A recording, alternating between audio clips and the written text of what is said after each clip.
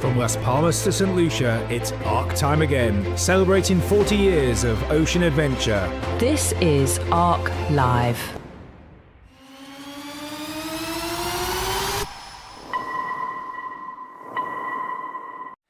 Hello and welcome to ARC Live, your daily broadcast from the beautiful Las Palmas to Gran Canaria. Over the coming days until the start of the ARC, we'll be bringing you the stories, the people and the excitement of ARC 2025, the 40th edition of the Atlantic Rally for Cruisers. So the Atlantic Rally for Cruisers, the ARC, what is it? Well, it's the world's largest transocean sailing event, an iconic spectacle of boats, cruising boats, making their way across to the Caribbean. We depart from the island of Gran Canaria and sail 2,700 nautical miles across to the island of Saint Lucia in the Caribbean. Typically, around 150 boats participate in the ARC, carrying with them around 1,000 crew members. It obviously makes a spectacle before we depart, and for those on the journey, a real memory of a lifetime, an experience that they'll remember forever. But before the fleet sets sail, we have a programme of activities here in Las Palmas, which helps the fleet prepare with everything they need to get to the start line in a good level of preparations to be safe and secure and have a lot of fun when they're crossing. So through our ARC Lives, we'll be covering all that activity. That might be the sail makers, the local businesses as well, that all contribute to supporting our participants here on the ARC. It's a unique blend of being technically ready and the camaraderie between each boat oozing through as we enjoy the 2-week programme to prepare for that 2,700 nautical mile journey ahead. So with ARC Live, every day we'll be sharing all the news from the docks here in Las Palmas, meeting some of the crews that are taking part in the adventure and giving you the behind the scenes look of what's going on. So whether you're friends and family supporting people participating in this year's ARC or thinking about it in the future for yourselves as a boat owner or crew member, we'll hope you'll get a great insight into what's going on here. So now I'm joined by Runström, who is our project manager for ARC Live and ARC Radio. And Mats has put together a great programme of activities. And Mats, perhaps you'll talk us through the schedule for ARC Live and ARC Radio. Yes, Paul, thank you. Yes, Paul, we have been preparing for this for a few weeks now, and finally we are live. So we are live in 2 channels. We are live here on YouTube and Facebook Live, where we will give you a daily show at 1600 hours UTC every day from today, Tuesday, until Saturday. And on Sunday we will go live at 12 o'clock UTC, as we will cover the start as well. And we have our second studio, that's a radio studio, a radio setup, which is broadcasted to you 3 times a day at 0800, at 1200 and at 1800, all UTC times. And we have prepared an extensive program for you as well, and we would like to interact with the listeners and the viewers. Send us a message, request a song, or greet your family and friends that are currently sailing the ARC 2025. So it's very, very easy. Go to arclive25.com and post. Absolutely. Thanks very much, Mats. It definitely is we're wanting it to be a really interactive thing here, so friends and family can follow and support those taking part. So hopefully we'll be able to cover the fantastic mix of participation here in the ARC entry list. We'll be covering hidden stories from those that are undertaking this as their first Atlantic adventure, and maybe those who've crossed the ocean several times before. But whatever the history, we'll be covering all the fun here in Las Palmas. During our broadcasts, we'll also be talking to service support companies, boat manufacturers, equipment manufacturers, who in their own way support what goes on here in Las Palmas, allowing people to fulfill their dreams of crossing the Atlantic. It's not going to just be about a couple of presenters on a sofa. We've got a large team of ARC yellow shirts here in Las Palmas, and through the team we'll be presenting these different stories on ARC Live. We're actually going to cut to a pre-record of the history of the ARC now, and that's presented by one of our team members, Claire, who's taken a look at the history of the ARC over the years.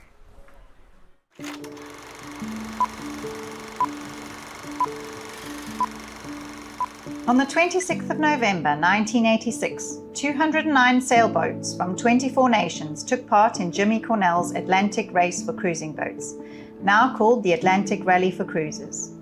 Jimmy's vision was to create an event run for the fun of taking part, but would also increase safety and enhance the confidence of those taking part. The event was for cruising enthusiasts, and the owner of the yacht had to be on board for the crossing.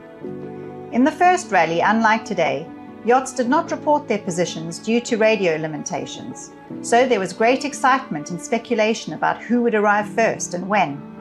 First over the line, in Barbados, was the American trimaran Running Cloud, in a time of 13 days and 22 hours. To date, 7,149 yachts and counting have completed the arc, covering an estimated 22 million nautical miles.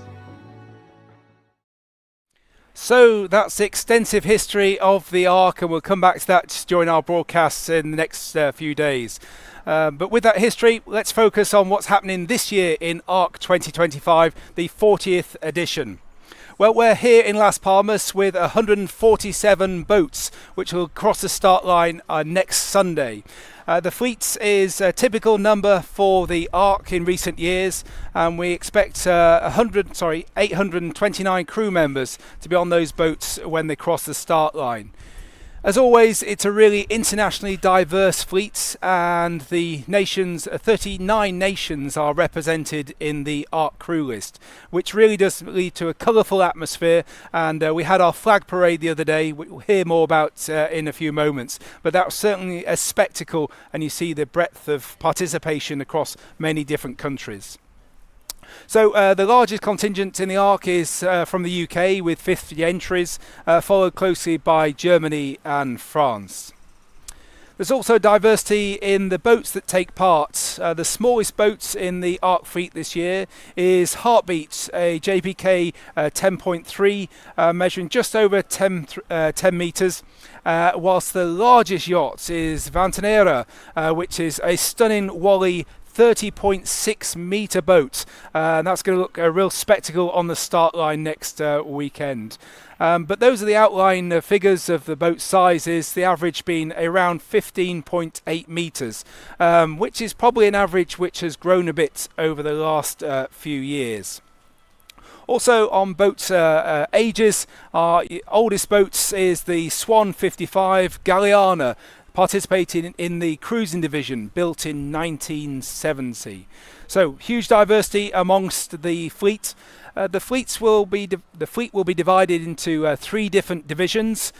We have a cruising division, which will involve 102 boats crossing the start line. Division 2 is the racing division of 13 boats, and then we have a multi-hull division, Division 4, of 32 boats, including a few trimarans as well. So lots of diversity there in the fleet, and all brands being represented quite well, probably with the highest number of Beneteau and Oyster yachts participating. Now let's just have a quick look at our people taking part again. 80 years old is our eldest participant, and right down to 2 years old. Imagine that, a 2-year-old crossing the Atlantic. What a thing to say during your whole lifetime, that you achieved that at such a young age. So, and also, if we look at the balance of crew members taking part, we can see that 22%, just under a quarter of our participants are female, and we have our youngest skipper at 26 years old. Again, what an achievement to be doing for somebody running a boat at such an age. Well done to them. So that's our look at the Ark fleet. It's as diverse as ever, and it's going to be a real spectacle when we see those boats crossing the start line next Sunday. And in the lead up to that, just having such an internationally diverse fleet around the port in Las Palmas gives great opportunity for crews to meet one another and find out people's reasons, motivations for joining, find out about what they plan to get out of their sailing adventure, and maybe about their cruising plans after the Ark as well. So that's the stats. It's going to be fun, and we'll be following the progress here on Ark Live throughout our next broadcasts. These broadcasts wouldn't be possible without the support of a number of supporters who have partnered with us in order to present to you what's going on here.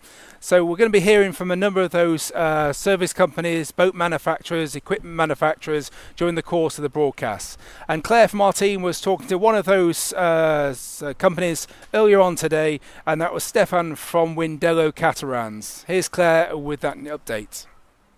Good afternoon, everyone. We're here at Las Palmas for the start of ARC 2025. Today I'm interviewing Stefan Groves from Windelo Catamarans. And Stefan, what is your connection to the rally and why is this event important to you? Oh, hello, Claire, and thanks for having us on the channel today. Our connection with the rally goes back a few years, and every year since I think we've been delivering boats, we've had one or multiple boats taking part in one of the events at the World Cruising Club, and it's a big first step for all of our owners to set on this journey and onwards with perhaps the world arc as well. And our folks are looking for safety, for a lot of the framework that you guys provide, and for the community aspect as well. And so, we put a lot of focus into supporting the crews that are going into the World Cruising Club events. And so it's just a fantastic all-round system for them in terms of the safety and the support system that's in place, and a really diverse community experience as well. Great. And what defines Windelo when we talk about blue water sailing and long offshore crossings like the Atlantic?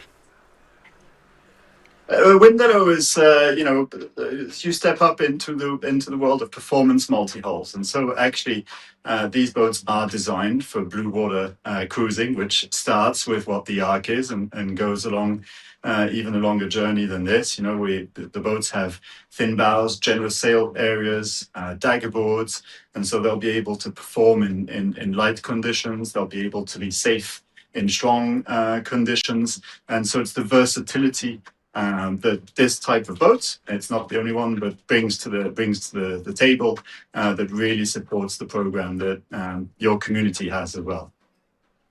Great.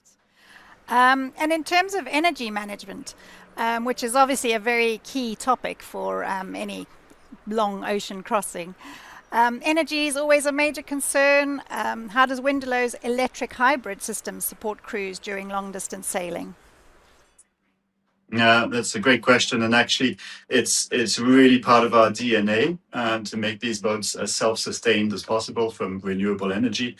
Windelos have up to 6,000 watts of solar power on board. They have hydro generation built into both motors as standard, and wind turbines as well. And so, for the folks that are setting off for these ocean passages, it's essential to think about. It's one of the items on the prep list, right? Is how you're going to deal with energy, how you're going to deal with diesel. And so our owners find that they're actually not using the generator, and on something like the Arc, you're self-sustained from renewable energy whilst using all of your comfort on board. And, in terms of staying in touch with you guys, having all the comm systems, the Starlink and everything, this all works without a drop of diesel, typically on an ARC scenario on one of our boats. Fantastic. Let's talk about your forward cockpit. This is something that's quite different in the design of a Windelo. So it catches a lot of attention, obviously. What does it bring in practical terms during long watches and offshore conditions? Yeah, so we're actually on board one of them now. This boat has been, it's been a few months, gone all the way to Greece, and I think even a bit further and back. So we took the opportunity to be in one. And actually we have the outdoor feeling right now, but the benefit of being indoors, right? We're also very close to the center of gravity of the boat, which makes a big difference in terms of how tiresome a passage is, right? Being close to the center of gravity has a lot less impact on your body, particularly if you're doing these, 24 hours, 1 week, 2 week passages. It's a lot less tiresome in the end. We're out of the elements as well. So, you can see it's closed at the moment, but it could be completely open. Typically, if you're sailing, you'll have it completely open. But when you do get those squalls come through, or when you do hit the bad weather, then it's also closed, heated, perhaps air conditioned, if you'd like. And so you're, pretty independent from weather and elements in this cockpit. So it makes a big difference for anyone that's embarking on the type of journey that we're talking about here. Yeah. It's also the ultimate safety. I mean, you can do stuff like passive safety, in terms of wearing life jackets and the what if scenario. If there's a man overboard, we all need to absolutely be prepared for that. But in terms of being proactive, this cockpit is somewhere that people will be sailing from within the boat, even with the outdoor feeling. And so it's a lot less prone, I would say, to things going wrong. You can have kids come up and join in the cockpit. You can have you be very safe as a couple, or with more people in the cockpit, you can sail with 4 or 5 people. But you can also single hand the boat, and your better half is off watch, knowing that you're safe, you're enclosed, you're not outside, you're not facing the elements, not having to wear a life jacket to strap on and all that stuff. So the cockpit really makes a difference in that sense, as far as our owners tell us. Final words, I mean, all the viewers hopefully are on their way to create, magical and unforgettable memories.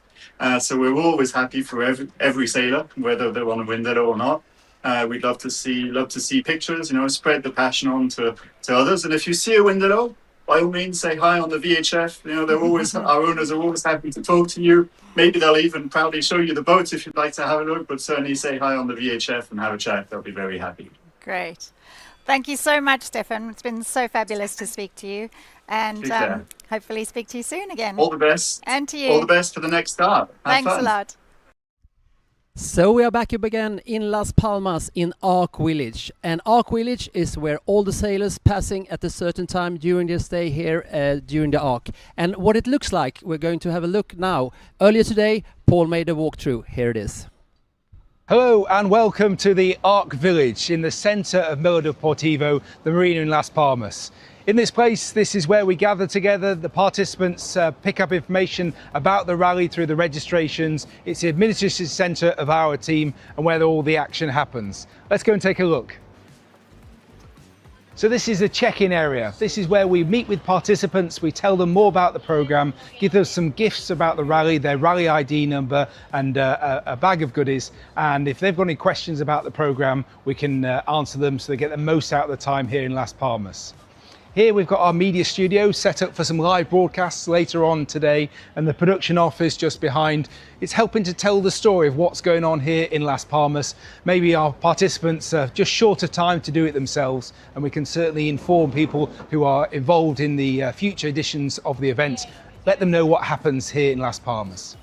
Over here we've got the administrative offices of the team, where all the safety inspectors meet and the rally team gather at the beginning and end of their day. Down on the low level, complementing the live broadcasts from the studio up at the top, we've got Ark Radio. This is a new thing for this edition of the rally, and we'll be broadcasting with the team of professionals 3 times a day to tell the story.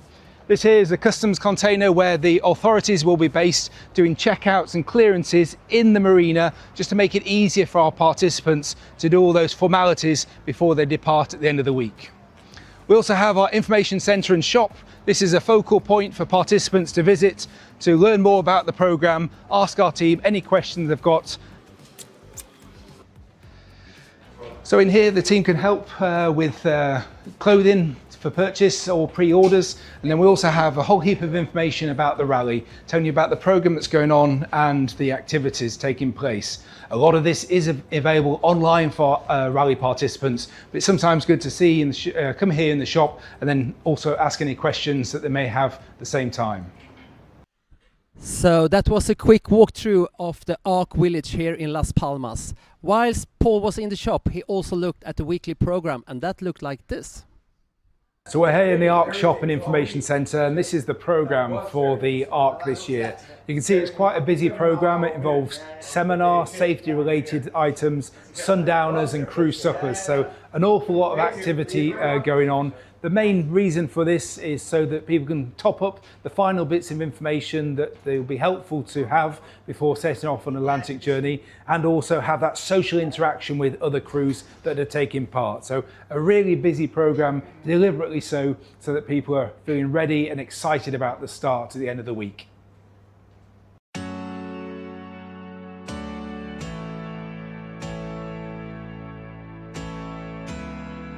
So Helen, Yachting World have been part of the ARC since the very beginning in 1986.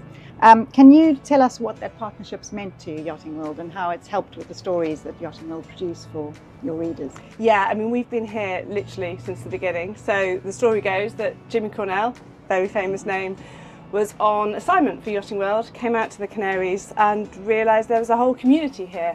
And what's more, there's a community arriving together in the Caribbean, and decided that actually this was something that could be formalised and brought together, and went back to the then editor of Yachting World, Dick Johnson, and explained the concept. And not only does it make a great story, but it created the formation of the ARC. Yeah. And so yeah, we have been involved right from the very beginning. We come every year, and we've spoken to thousands and thousands of ARC sailors, and it's such a key part of what we're doing. We're inspiring people to go and sail their dreams, and that's what the ARC is like.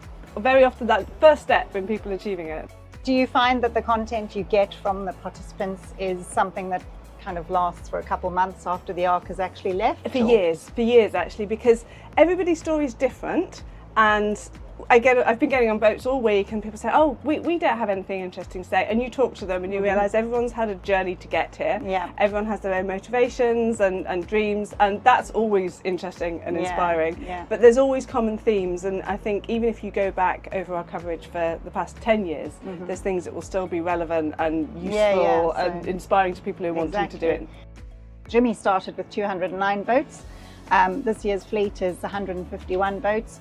However, the marina is still full. So what have you seen as a difference? I mean, I think we reflect, our magazine content reflects the changes in the industry and in sailing as much the same way as the ARC does. So explosion of multi-hulls is the obvious one. And yes, as you say, the marina is still full because that is 2 hulls or 3 hulls or whatever.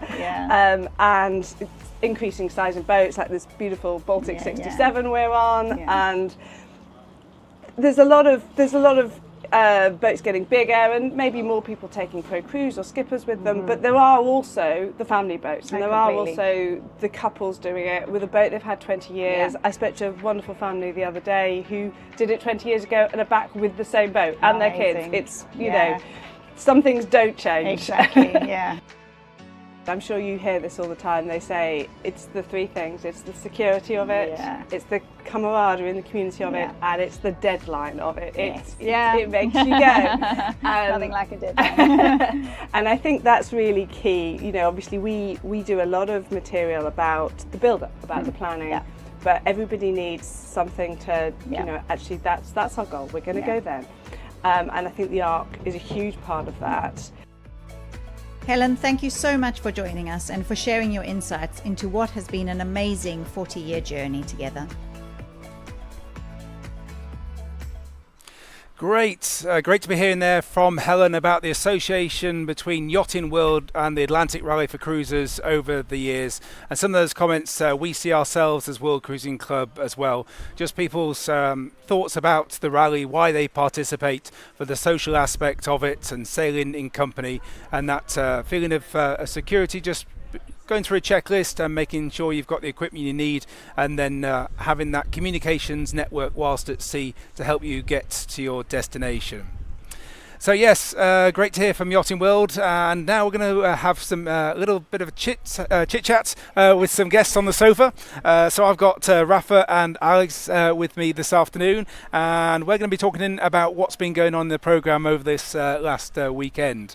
So as we've just started our broadcast here, but we're actually on day 9 of the ARC programme here in Las Palmas. So we're going to do a quick catch-up on what's been going on, and hopefully hear some of the stories about the fun activities that we've been up to. So this weekend we had a really busy weekend of activities. We had the welcome drinks on Friday night, and then we had the Caribbean party Saturday evening, and our welcome parade and dinghy race on Sunday. So a real mix of different activities. Before we talk about the programme, maybe Rafa, you could tell us about the boat you're sailing on and who's coming with you. Yeah, we're on an Amel Super Maramoo, so it's a 53-foot ketch. My husband's coming along with us, and my son-in-law, or our son-in-law, and a friend who's a very good sailor. So 4 of us. Great. But typically it's just the two. Okay, so just slightly more for the Atlantic crossing Yes. than you used to. Yeah. And how long have you owned the boat? 3 years. 3 years. So it was in Greece, and over 7 months we've just slowly come across here for the event. Yeah. Great, exciting times for you. Now, yeah. Alex, tell us about your boat. Who you're sailing with and what boat? Yes, I'm sailing with on a boat called Evelyn, and it's Leopard 45. Catamaran, and I'm sailing with the skipper who is Stephen Kingsman and another crew, Dirk Remda. Sorry, I forget his name sometimes. You'll probably know it by the end of the crossing. Oh, we definitely should know each other's names by now. But no, we've been we brought the boat down from Gibraltar as a delivery. Yeah. That was really important to us to make sure that the dynamics and the flow of the boat and everything was happy, because we were very aware of being safe and happy on the boat while we do the Atlantic crossing. So that worked obviously very well, because we're all back and we've been provisioning and cleaning and prepping in between all this amazing itinerary of activities. So it's been an absolutely wonderful week, but we're looking forward to leaving soon. Great to hear. Well, about the week you've had so far anyway. Yes. And I'm sure Sunday will come around soon enough anyway. And that's always a good way to get down to the Canary Islands before the start of the ARC, is to take your time about it, learn a few things about the crew and about the boat as well. So, So tell us about this weekend. What did you guys get up to on Perdica? You know what? What day of the week is it? I think it's now? Tuesday today. Okay, so Tuesday. I don't know whether it was at the weekend, but we did the forest planting. Which on was Friday, yeah. That great. was Friday, and that was just gorgeous. Really loved it. A real sense of sort of wholesomeness and community. I think there were about 30 of us, and we caught the bus up into the mountains or the hills, and that was really enjoyable. So that was Friday. Could you just explain to people who may not know about the ARC Forester project?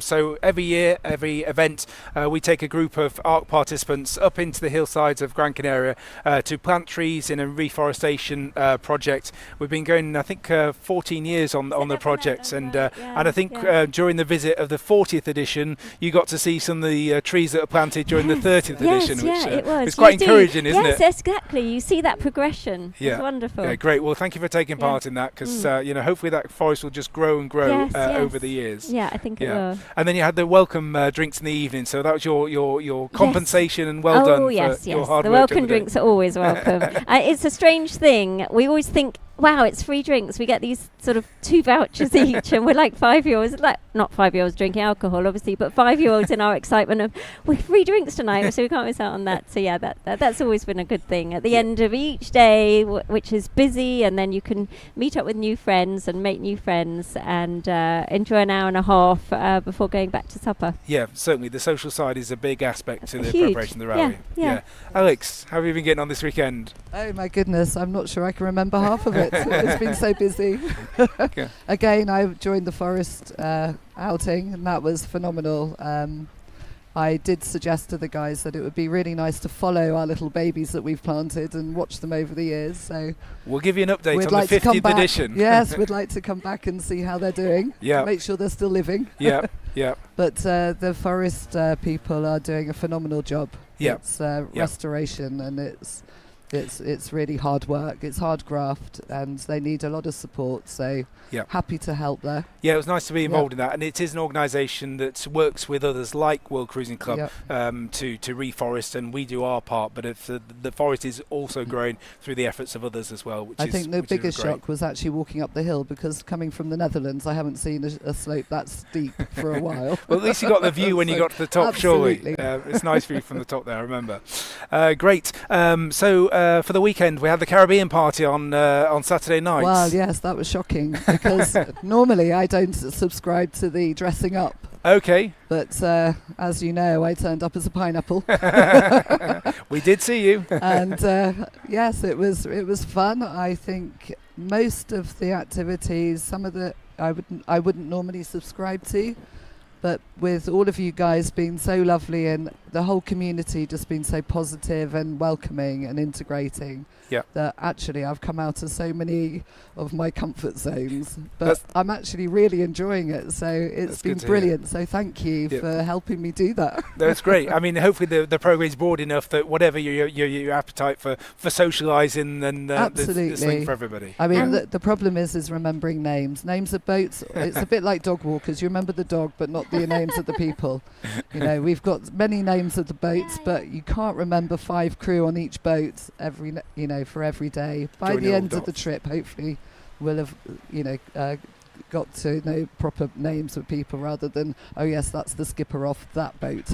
Yeah. Well, good luck with that big challenge. And at that event, it was so enjoyable speaking to the ladies and the gentlemen from Saint Lucia. Oh, yes, and there were so diaspora, many. Were there like 30? I don't know. Yeah. There seemed to be a lot.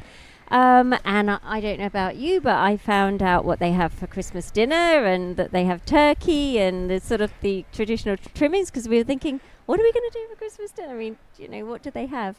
So that was really enjoyable. And what else? Oh, which rums to buy? Yeah. Yes. I think Bounty, and I can't remember the other one, but I've written it down. So yeah, that was really special that you invited them, yes, and they so enjoyed. Came down from London for the weekend, and a few from Saint Lucia as well. Yeah. All with Saint Lucian heritage. Yes, that's and right. It's fantastic. They join us down here. They go off on a tour of the island, and it's a nice socialising occasion for them as well. Yeah. But for the party and the parade the following morning, it was great to have their It involvement. added Really, such really a buzz, lovely. especially with all the dancing as well. Yeah. I mean, they really got everybody up Yeah, and they joining did. in. They did, Yeah. didn't they? Yeah, they and were what fabulous. wiggly hips! I just loved it. So after all that exertion and partying on Saturday night, we then had the parade, the opening ceremony parade on Sunday morning.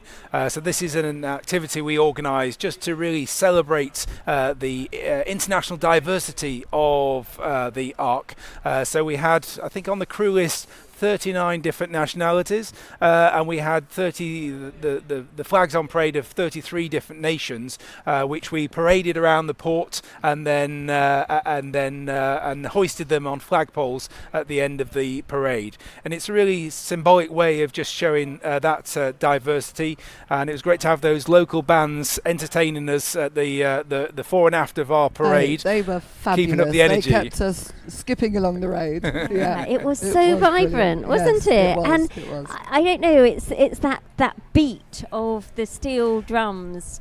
It was almost atavistic. It just rang through you, and you just felt pulled along by the magic of it all. Yeah, I mean, it was quite hot in the sunshine, wasn't it? But Yes, there was a bit of energy around the place that just helped you make the next steps and around the arena. Yeah, and I thought it was nice to see on the overlooking the parade quite a few locals there looking down. Yeah, which was good. It was busy. They do typically support the public events that we have here, and we publish them on our website so people can join in with all the activities, which is really great. And seeing all the flags go up with the anthem was really poignant. And also it really sort of highlights how many nations are involved with the Ark, right? Yeah, I mean, absolutely. 39 in total. Right, we had 33 flag carriers That's right. I remember on the somebody parade. saying 33 flags. Yeah. Some of our crew members are yet to arrive, so Right. not every country was represented in the parade, but I think sufficiently, representative of the fleet. Yeah. And then we went to the dinghy race immediately after that. Yes. So That was crazy. I think I saw a Perdica entry there out was there. a quite early on. I was a hula girl. I think we had my husband was a pirate, and our best friend Simon was a hula girl in a grass skirt. So unmissable, Simon, and I think he's highly embarrassed his children who've seen all the photos. It was absolutely brilliant. I mean, it was a complete car crash. I don't know whether you were out on the water. Yeah, we were a bit slow to get up to the yellow buoy on the way What up. were you dressed up as? Oh, we hadn't really dressed Oh, up. okay, so all right, unfortunately we okay. didn't get round to that. There's a lot of dressing up this Yeah, week, and that yeah. was one that we didn't do. And your Claire, one of the yellow shirts. tops, Yeah. she was just bad, really bad.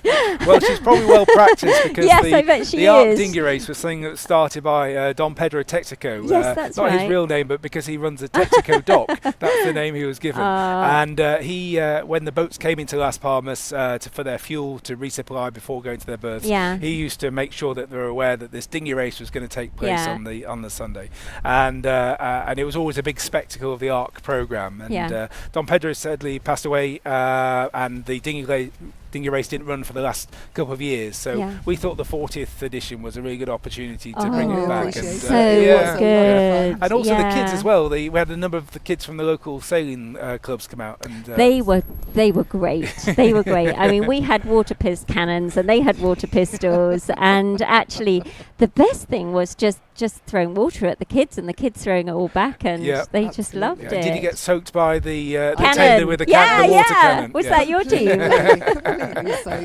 It was shocking, actually. It was a whole heap of fun, and I was. really think that we realised that it would be something we'd like to do every year now. Yeah, so, definitely. Yeah. Because did it stop because the numbers died down? Is that what I heard you say? Well, I think it was slightly just before COVID, and then it's just when we were sort of bringing things back together slowly on the programme. It was really good to have that local support, and that's important. And then we thought that the timing of this Sunday afternoon following on from the parade was a really good time to do it. It was a good time, and also this week I'm feeling like I'm running behind myself, so it was good to have it on the Sunday, because now, to get your head around dressing a boat up and just getting prepared for the dinghy race. Absolutely. So that would be difficult. So it was good timing to just do it then. Yeah, definitely a really busy weekend, so flushed out some of the energy. And then the programme continues this week. We've been doing some seminars. Today we've got our safety demonstrations on Thursday.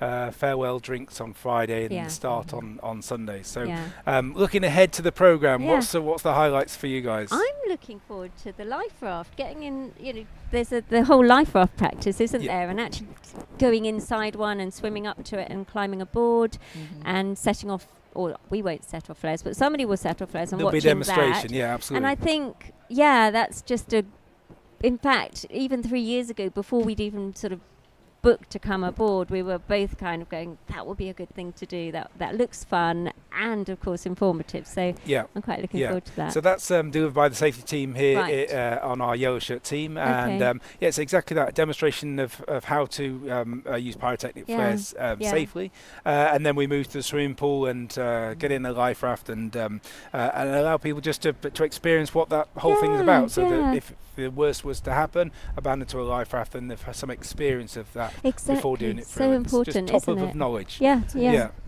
Now, Alex, what's your highlight of your programme in the next days ahead? To choose. Sounds like you're all busy with your provisioning and everything like that. Yes, so well, at least that's half conquered today. Right, good for you. It's all in the plan. It will happen. By Friday we should be complete. So we're on target for our schedule of what we plan. So I'm happy about that. But it should give us a little bit of time to make sure that the other crew who, like me, don't normally dress up, they will be subscribing to the 80s dressing up this year. And I think I'm going to enjoy that very much. Definitely. It's a busy programme, but it's also important to give those moments in the programme as well where boats can take their own time to do their own preparations. Absolutely. You've got to not feel that you're missing out by having to do the essentials like crew briefings and safety training and then provisioning as well, getting those stores on board. I think one of the things that I've really appreciated is that I do like to have a little bit of downtime to myself to process, and having the local club allow us to have a subscription for a week or two to be able to use the gym or the swimming pool has been fantastic. So and that's a couple of minutes walk.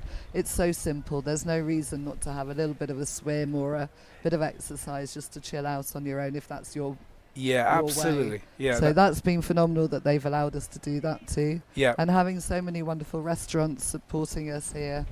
in such short walking distances. Yeah. You know, it makes everything is just very well planned and well organised, and it just makes us be able to roll from one event to another and just have fun all the time. That's exactly what it's all about. Exactly, And you mentioned that the Club Maritimo Valdera, just that little oasis in the middle of the marina, And just somewhere to go to. The staff there are gorgeous, aren't they're they? fabulous. They're yeah. really fabulous. Yeah. Well, everybody's fabulous, actually. I can't find anybody that isn't at the moment. Well, that's great. Cool. Well, thank you very much for sharing your thoughts about the week ahead. You know, it's a busy time, but people have travelled that route before, and I'm sure by the time we arrive at next weekend for the skipper's briefing and the start, you'll feel adequately prepared for the journey ahead. There's just one little thing I'd like to say was the mix of population of the people that actually attend, because you know, when you see it as a large event, you feel like you should be possibly a competent sailor already and have a certain standard, but what I've realised is there are people here for many different reasons. Yep.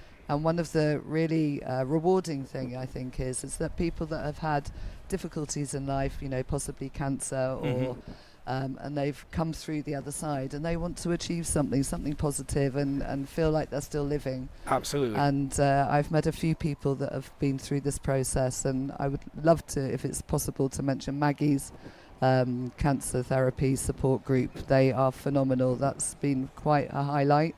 And I work with the Vision Impaired Trust, and they're also phenomenally great sailors who I shall now be encouraging to come along with a visual crew and join in. So I'm hoping that next time I turn up, I'll be bringing some of those with me. Well, we look forward to that. Yeah, it is. I think we're open to all. It's a really broad church of participation. Those figures we're looking at earlier in our segment today, you know, just show that, and long may that continue. So thanks very much for sharing your thoughts, and good luck in the week ahead, and look forward to seeing you at the 80s costume party thanks, Paul. next night. Thank you. Lovely to talk.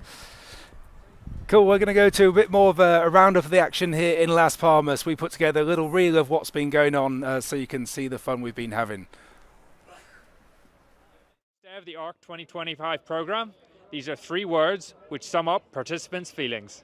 Day 1 of the ARC, excited, trepidatious, hungry. Mainly excited, not too worried, but looking forward to most of it at the moment. Some interesting looking yachts. A delight, adventure, spectacular. Apprehension, joy and friendship. Excitement, new friends and a new journey. Excited, overwhelmed and a bit... Hi there, I'm sitting here with... Graham Dibb. Graham Dibb from? Well, from England, but the boat is called Piccolo. And it's from? It's from Southampton in England. Yeah. Okay, so this is the... Are you a crew member or the captain? I'm the captain, the skipper. Yeah, the skipper. So you're the skipper. And how many are you? So I have my family, my wife, 4 altogether. My wife, my son, and my daughter. Yeah. It's a family outing. Yeah. So your son and your daughter, they are? So my son is 31 years old. Okay. And my daughter is 29 years old. So they are not small children. No. So they know what to do. Yeah, we thought of taking them to the family barbecue, playground, but they didn't want to go on the bouncy castle. So you have sailed here to Las Palmas. Was it okay or was it different? Yeah, no, it was good. We sailed. We left England in beginning of August. All the advice was to get across the Bay of Biscay before the end of August to avoid the storms. So we sailed directly to Madeira, and we kept the boat in Madeira for a few weeks. And then from there to Lanzarote, and then after that we cruised some of the other Canary Islands, La Gomera, Tenerife, and then Gran Canaria finally. Have you done this before? Not the ARC, no. I've done some South Atlantic crossings, but never the North Atlantic. And your expectations, is there? Well, we're really looking forward to it. It's really great to be here. Suddenly it's all alive and the dreams are coming true. 1 week to go. This time next week we'll be over the horizon. Yeah. And the whole family is just, super exciting. Very, very excited. Very excited. My children have both put their work on hold for a career break. and they are taking time to come sailing with Mummy and Daddy. That's nice. Yeah, very nice, Yeah, very yeah. nice. We're very happy. Do you have any goals, days or something like that? So the plan is to go cruising in the Caribbean for the season from December right through to April, end of April, beginning of May.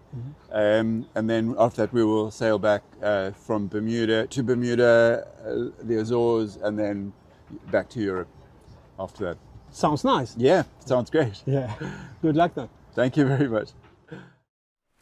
Well, great to be hearing from Graham there on Tetlow about his journey ahead, his experience, and funny comments there about attending the family barbecue with his grown-up children. But nice to hear from Graham. We're now going to move on to talk about the seminars because today's been an important day in the ARC programme where we hosted a number of seminars for our participants.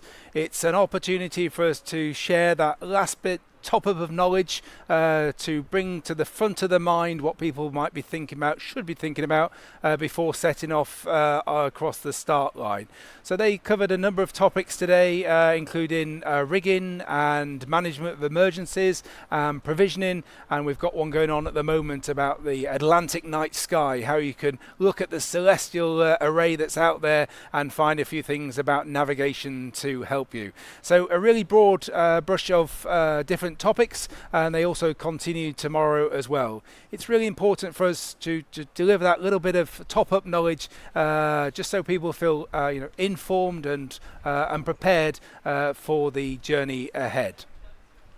So I'm joined by one of our presenters from the seminars this morning, and that was Will Spencer. Will also works for White Dot Sailing, a company based in the UK, helping people to refit their boats and achieve their offshore adventures. And Will was delivering a seminar on rig check, so what a skipper might do as a daily rig check.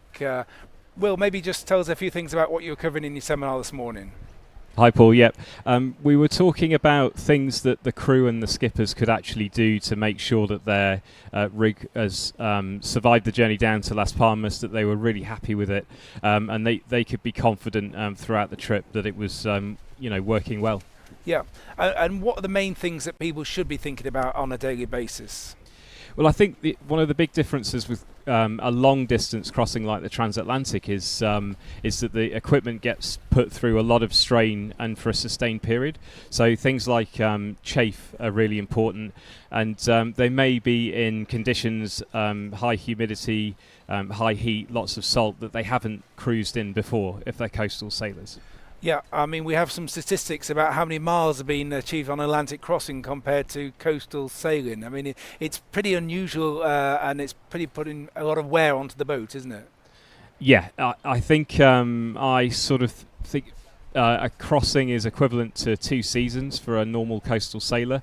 And I did a calculation in one of my slides that says if a line moves over a sheave or just moves 5 millimeters a second, a 20-day crossing, that could be 8.5 kilometers of movement. So if there's a tiny amount of wear or rough surfaces on that line, it can really make a difference. Yeah, and if it's not something you've experienced before, you might be unknowing of it, and that's why daily rig checks at sea are really important. Yeah, I think so. I think the takeaway from this slide in the seminar was it's really about monitoring. So we don't actually know what's going to go wrong or if anything's going to go wrong on the rig. But if we do our daily checks, then we can catch something early before it becomes a big problem. Yeah, and of course, if boat owners here in the port or in future years are coming down to Las Palmas to participate in the ARC, I mean, there are service supports around here that can help them with their rig checks. Yeah, absolutely. I mean, the starting point that I mentioned to all the crews this morning is get a professional to look at your rig first. Then you've had it ticked off that it's absolutely sound, but immediately after that professional's been on, why don't you go up and have a look? You know that everything that you're looking at is absolutely fine, so take some pictures and then you can compare. So you don't have to be an expert to monitor your rig, as long as you've started from a sound position. Yeah, really good advice. Thanks very much, Will.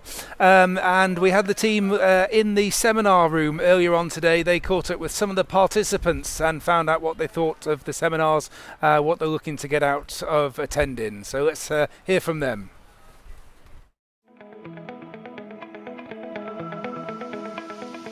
So we just finished the rigging seminar. What did you think of it? Yeah, it was brilliant. I thought Will was really knowledgeable, obviously really knows his stuff. Lots of really good advice. Obviously showed us where we can get some of the rigging checks done that we need to get done and what we can do mid-Atlantic, how to mitigate damage and all that sort of stuff. So yeah, brilliant. I think it was pretty useful info. Of course, quite many familiar things for us as we are not the first timers in this race, but and sail a lot in offshore. But yeah, it's always good to remember these things and do the checks. Yeah. Is it your first crossing? It is, yes. All right. Which boat are you on? I'm on Wandering Blue, which is a 46 Lagoon, and we've got a YouTube channel as well, if anyone's interested, Sailing Wandering Blue. Yeah, we're really excited. We're doing it as a family. We've done the Med this year and crossing over to Saint Lucia. So. All right. Are you attending any other seminars this week? Yes, we're about to do the emergency one, and yeah, I think all of them, to be honest. I think we just want to learn as much as possible and take full advantage of being on the Ark. So. All right. If you're going to mention one thing that you take away from this seminar, what would that be? For me, I think was the assurance that we have the preventers setting up in place. Yeah. All right. What kind of boat are you sailing? Swan 44-1.